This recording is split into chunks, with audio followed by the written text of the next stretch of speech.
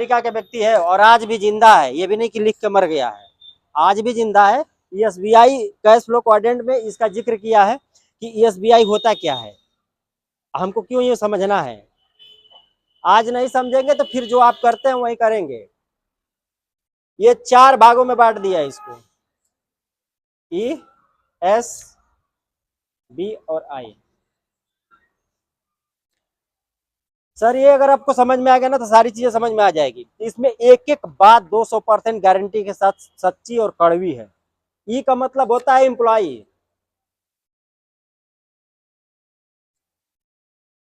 Employ का मतलब होता है कर्मचारी, चाहे वो सरकारी हो चाहे प्राइवेट हो।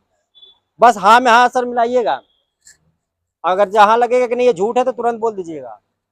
सरकारी कर्मचारी हो चाहे प्राइवेट हो, 8 से लेके 12 घंटा ड्यूटी करता है कि नहीं करता है, हमको बस इतना बताइए। सरकारी कर्मचारी हो चाहे प्राइवेट कर्मचारी हो, 8 से 12 घंटा ड्यूटी करता है कि नहीं करता है, क्लियर है।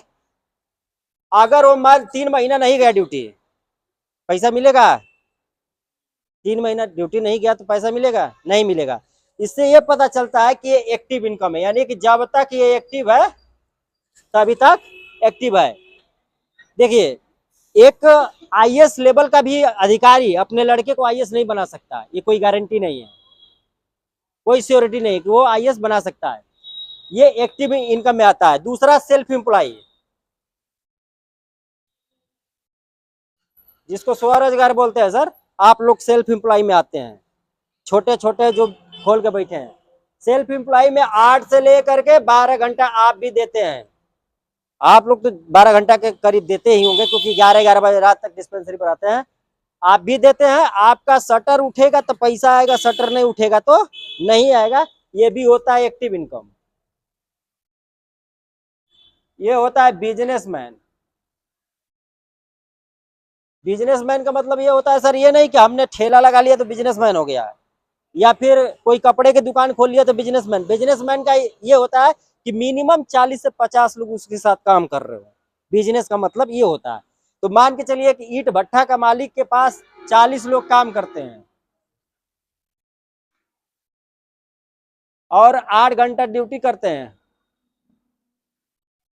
320 घंटा काम हो रहा है। वो ईंट भट्टा का मालिक भले नहीं आएगा भट्टे पे, लेकिन उसका पैसा बन रहा है। ये माइंडसेट का बिजनेस है। इसको बोलते हैं पैसिव इनकम, यानी कि ये नहीं भी आएगा भट्टे पे तब भी इसको पैसा आएगा। लास्ट है इन्वेस्टर, जिसके पास बहुत ज्यादा पैसा है, और जिसके पास बहुत ज्यादा पैसा है तो उसका तो पैसा कमा के देके जाएगा, समझ रहे हैं। ये भी पैसिव इनकम में आता है। लेकिन अब यहाँ पे समझना क्या है सर, इंपॉर्टेंट, थोड़ा सा ध्यान दे लीजिएगा आप लोग। दुनिया, ये लेफ्ट जोन है और ये राइट जोन है, दुनिया के 95% लोग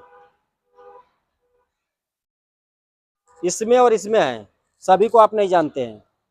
दुनिया के 5% लोग इसमें है, जो आप जानते हैं लगभग।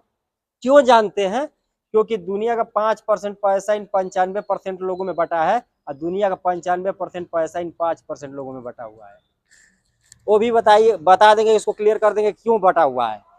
जियो का नाम तो सभी लोग जानते हैं, अंबानी को तो सारे लोग जानते हैं, और भी कई लोग हैं जो आप लोग लगभग जिसके पास पैसा जानते हैं।